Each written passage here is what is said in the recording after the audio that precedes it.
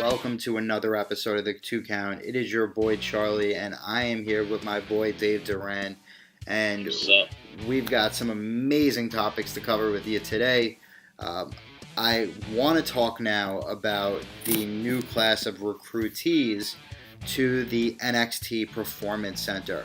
I don't think that there has ever been a group that is this overall good to ever walk into the Performance Center together. Sure, there's been, one or two people that have been brought into the Performance Center within a class of recruitees that was good, but I think overall this is one of the best classes that I have ever seen. So me and Dave wanted to break them down for you one by one, talk about some of them, talk about some of their accolades. Some of the names I don't recognize, most of them I do. So without further ado, let's get into the class of names. So I think, and I know that there's other people who would dispute this, but from a woman's side of things, I am incredibly happy to see Chelsea Green enter the WWE Performance Center. Dave, what do you think? Yes, sir. I love it. You know what this means? A man's woo. He's gonna get a push soon, and I would love to see The Miz and Maurice versus Zack Ryder and Chelsea Green. I don't care where it happens, what show, that needs to be booked. So I'm not so sure about The Miz and Maurice versus Chelsea Green. I think that'll be an interesting match. I know they're best friends in real life. If you haven't paid attention to the Indies to now and you were just a straight WWE mark, let me fill you in on who Chelsea Green is. Chelsea Green was actually on WWE's Tough Enough. That's where she started her career. She did not win the competition. However, she did surface on TNA several years later as Laurel Van Ness. Laurel Van Ness was a very interesting character who was built into the whole Maria Kanellis storyline. She was Maria's best friend. Ultimately, it led to her feuding with Allie, who, as you've seen now, Allie has taken a tremendous role in Impact. She's one of the only people still there. Laurel turned into this character, which can only be defined as a hot mess. She was supposed to marry Braxton Sutter, but Braxton left her at the altar, and when he did so, she turned into some crazy unmarried bride, which is where the hot mess character was born. She then left Impact Wrestling. She since has made appearances at all different kinds of independent events, promotions as herself as Chelsea Green. Now, the most two notable, she is now currently involved with Lucha Underground, where she is known as Reclusa. She actually just recently had a match versus Pentagon. She has looked phenomenal even against male athletes, but I think where she made the largest impact on the wrestling community as a whole is All In. Now, in that fatal four-way match with the four women, I think everybody was expecting Tessa Blanchard leaps and bounds to come out higher than everybody else and seem better than everybody else.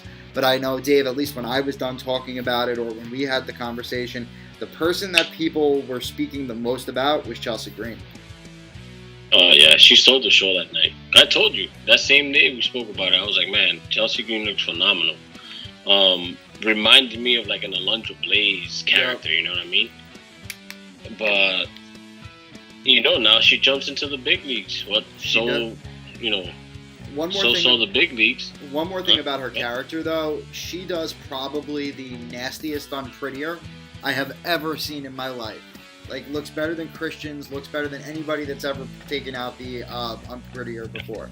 Yeah, man. Coming back to the WWE, because she was originally from there. Yep.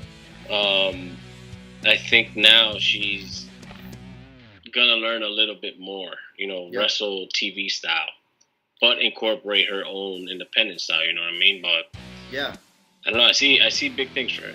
Yeah, and I think it is good for her. I follow her on Instagram. Her and Zack Ryder have an amazing relationship. They're very funny together. It does bring her closer to her, hubby-to-be. I don't know if they're engaged or not or where they stand, but it does bring her closer to woo, woo, woo. I actually tweeted at her that I hope she keeps the broski boot as a move. It fit her moveset very well.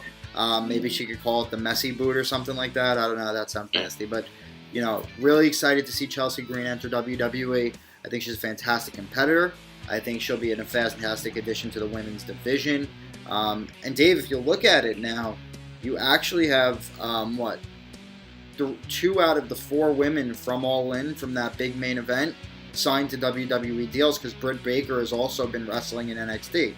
So, I mean, you've got Britt Baker, you've got Chelsea Green, and then, Madison Rayne kind of goes everywhere, and Tessa is fully Impact. So, glad to have our girl, Chelsea Green, the cat lady herself, the hot mess, reporting to the WWE Performance Center.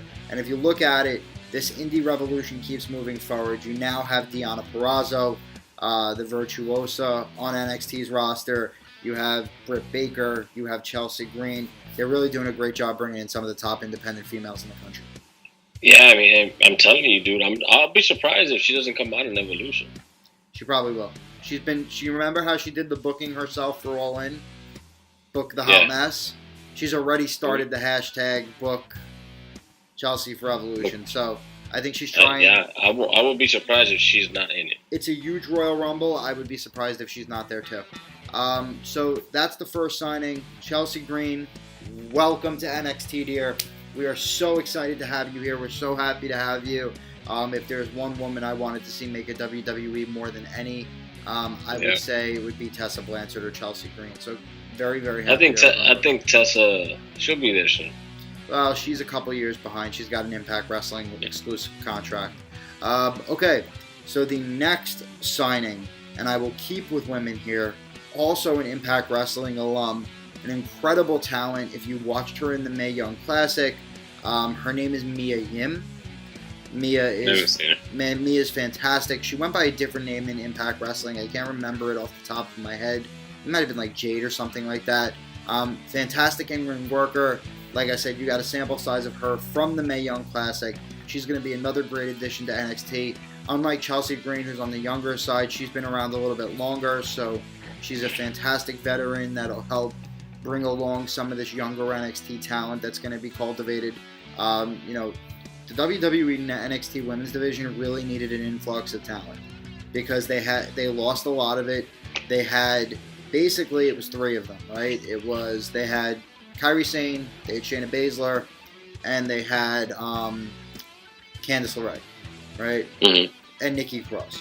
Now you're adding Chelsea Green, you're adding Deonna Purrazzo, you're adding Mia Yim, you've got Bianca Belair. There's really been a nice influx of talent, so the women's NXT Women's Division is going to take off in a way that it hasn't before.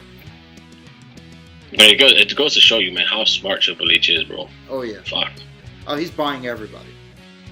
Like, he is keeping an eye out on talent, dude. That's crazy. And if they're big in the UK, look, he got us Toni Storm, too. Toni Storm is magnificent. So, I mean, props to you, Trips. 2 great signings.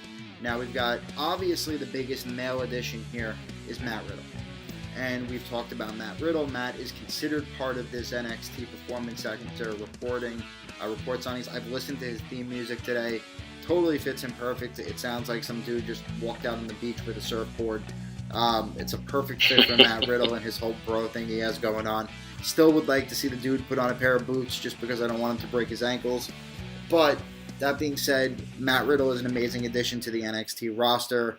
And you have to figure that he's going to start to be prominently featured. We're moving into WrestleMania season. You're going to start to see some call-ups. My guess is you're going to see the Velveteen Dream go up after WrestleMania. You're going to see Aleister Black go up after WrestleMania. So they're going to have some holes to fill. One of those people that's going to take a majority of the time on NXT programming is going to be Matt Riddle, mark my words. Moving into the next takeover, though, you're going to be looking at a feud between him and Cassius Ohno. They've already been setting that up. Ohno's obviously going to lose because that's what Chris Hero does in NXT. But Matt Riddle's a great addition. Yeah, Chris Hero, he's just flatlined. His character's just right now. He's an older guy that they just brought in to put over other talent. That's it. Matt Riddle, he was a great MMA fighter. Yep. I saw him in Ultimate Fighter. And I mean, he has the potential to be great. I don't want him to go to the main roster just yet. I want him to 1 or 2 years in NXT, learn to, there's some stuff he needs to tighten up on his game. Yeah, agreed. But I think I think the talent is absolutely there. No. He has the it factor for sure. I think you're looking at. I think if Rob Van Dam and Kurt Angle had a child, it would be Matt Riddle. Yeah. That's kind of the best way to put it. The next male signing that is highly impressive, and another sign of things to come in terms of indie talent moving over to WWE, Punishment Martinez is now part of the NXT universe. This was expected. The second he did not renew his ROH deal and dropped the TV title. I don't know. Punishment Martinez is a kind of weird character.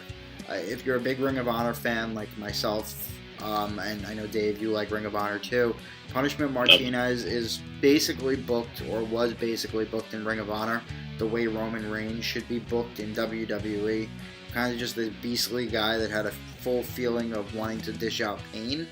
It's going to be interesting how WWE handles him, no, Dave? Because it's kind of an odd booking for them, Punishment Martinez. You know what I would love to see? I would love to see, mark my words, because what I always gathered from Punishment Martinez in ROH was that he had that Kane vibe to him. You know what I mean? Yeah, they made him kind of like this, like, right, his entrance was like this, a little evil, and yeah. Yeah. So, with his addition to NXT, I think he assumes that role at some point down the line. Well, he goes up against Aleister Black before he's moved up to the main roster. I think Punishment Martinez needs a lot of help on the mic. I think he's got the look, the size, the ability from an in-ring perspective. And he has that deep-ass voice. He sounds like a fucking monster. He also needs a lot of promo. I think that's where the NXT is going to be able to really help him out. I do think all the talent's there, but I think from a promo perspective, that's where he's going to benefit the most from having. Promo-wise, work-wise, he's phenomenal. I love that guy. Absolutely, agree 100%.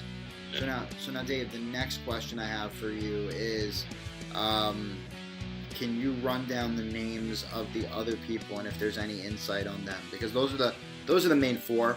And don't get me wrong, that's a massive haul of talent right there. But they actually have another couple guys who I've never heard of. So let's go through that list. It's we have the Canadian grappler, which is Chelsea Green, and then we have a third generation luchador, Humberto Carrillo of Monterrey, Mexico. He recently debuted on NXT TV, facing the Forgotten Sons Jackson Riker in September, formerly competing under the alias Ultima Ninja. What a terrible. So, he was bad. No, he was good in the ring, but the Ultimo Ninja is what a terrible name. Yeah, that is a fucking terrible name. Well, I guess, this is alias before. Carrillo comes from the Lucha Libre famed Garza dynasty. Wow. So he probably gonna be great. Yeah. Yeah. Who else? Then you have one of the guys, 6'2", 230-pound Daniel Vidot. One of the guys looks just like Titus O'Neil. When we're doing this, I'm gonna pop up the picture that they posted today into the video so that you guys could see. I thought Titus O'Neil was in there. Is this the guy that looks like Titus?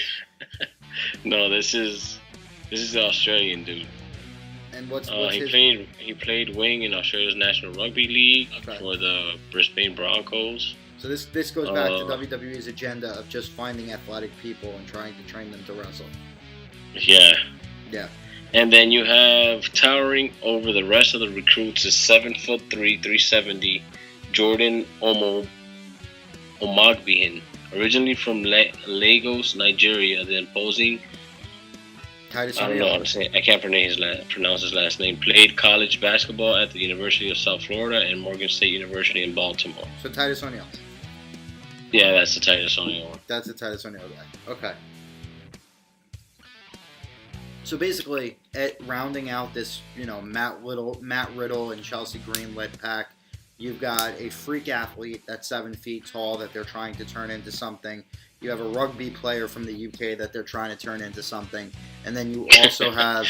Good luck doing that. Then you also have basically a member of the Garza dynasty that'll come in and probably become a part of 205 Live at some point. So, I mean, realistically, you have 4 potential breakout superstars with a 5th, depending on how that Garza character goes. The Ultimo Ninja guy, and then you also have 2 just freaks of nature that are highly athletic. The WWE has made an agenda of trying to turn athletes into wrestlers. At the end of the day, look at what they've done with a couple of different guys in the recent future. I mean, Roman Reigns was a football player. Mojo Rawley was a football player. So it's no surprise to me that they're starting to look rugby. Kind of the same deal. A totally different sport, but still equally as rough and athletic. And then you've also got just a guy that's 7 foot tall, and really, you can't teach that. Not at all. Nope, you can't teach that. So SAWFT. Right. So I mean, that's really what WWE is doing here. Overall, I think it's a really impressive NXT class.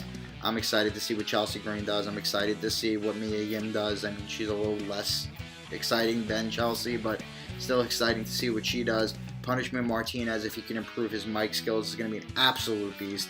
And Matt Riddle is future star written all over him. As I said, RVD Kurt Angle hybrid. So, I mean, those are my thoughts. And, we would love for you guys to let us know what you think as well. How do you feel about this NXT class? How do you think it stacks up? Where do you think it's going to line up into the landscape of NXT? I mean, you've got a lot of talent there already, so will it turn into just like WWE, where there isn't enough television time to fill, or to fill with all? Well, but they play it well though, because they do that. Not every day, not every week. Yeah, the same people on NXT, time, right? Let's just say you get Punishment Martinez and Matt Riddle on TV, right? You're now trying to find TV time for Johnny Gargano, Tommaso Ciampa, your main 2, Aleister Black, Velveteen Dream, EC3, Cassius Ohno, Ricochet, Adam Cole, the entire Undisputed Era, and now Matt Riddle, Punishment Martinez. These are just guys that they would feature on TV. Then you have the War Raiders, you have Mustache Mountain, you have Pete Dunne. So, I mean, you're talking 15 to 20 people to fit into an hour, and that's really tough. Women's side of things... They'll probably expand it, though. They'll probably expand it to 2 hours. They're going to have to. And then the women's side of things, you have Candice LeRae, Bianca Belair, Nikki Cross, Chelsea Green, Mia Yim, Kairi Sane, Shayna Baszler, the other 2 4-horsewomen who I can't remember their names at the moment. That's 9 really credible females. I want to see a girl faction, dude. They should do one. Well, you're going to. You're going to get Shayna Baszler, Martina, Schaefer, and the other one. You're going to get 3 of the 4 horsewomen together. That's one female faction. And then you know how WWE works. They're going to have to create another one to compete against it, which I can see something like Kairi Sane, maybe Shira, Io Shira, do like a Japanese female faction, and Mia Yim, or Chinese. They could go that route too. So, look, NXT's looking good. It has looked good for a long time. Excited to see if it expands to 2 hours so they can accommodate all of this influx of talent. But, I mean, super excited about the additions today, and looking forward to see where they all net out. How about you, Dave? Same? I love it. All right, let's see what it brings. I'm gonna watch NXT now when we get off the air. I'm watching some NXT and Same here, I'll give you my. Huh? I said same here, buddy. Yeah, man. I'll give you my thoughts. I just need to see the other wrestlers that you're seeing. Yep. But I love the addition of Chelsea Green, man. I love it. Can't even get over it. When I saw it, I was so fucking happy. I was like, wow. Me too. You know what? I'm going to clip this and put it up for Chelsea Green to listen to, just this small part. Well, guys, as always, thank you for joining us here on the 2 Count. Let us know what you think about the new NXT class of 2019 in the comments below. Also, please like this video. retweet it, share it, subscribe to the channel, turn your notifications on so that you know when more videos are coming. We're always thinking of new ways that we can deliver content and keep the conversation going with you guys. We love pro wrestling. We know you do too. So keep joining us here on the 2 Count. Kick out with us. I'm your boy Charlie. This is Dave. And we are signing out. I bid you adieu.